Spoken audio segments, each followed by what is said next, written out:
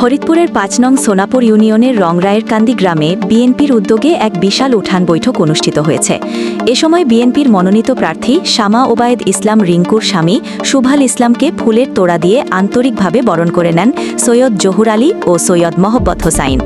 এছাড়াও সৈয়দ মেহেদি হাসানের কন্যা মেহেজাবিন ফুলের মালা পরিয়ে সুভাল ইসলামকে শুভেচ্ছা জানান। ফুলের ভালোবাসা ও উষ্ণ অভ্যর্থনায় মুখর হয়ে ওঠে পুরো আয়োজন।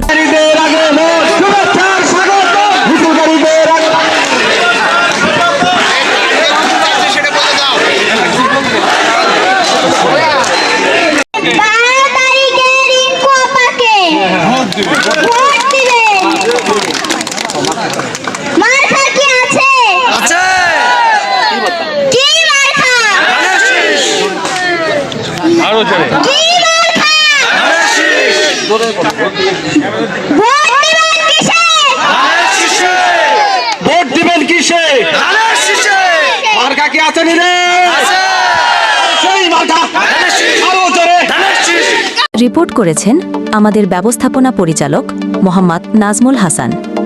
সত্য ও নির্ভীক সংবাদে সবসময় আপনাদের পাশে বাংলাদেশ নিউজ ইউ। সাথেই থাকুন আপডেট পেতে আমাদের সঙ্গে।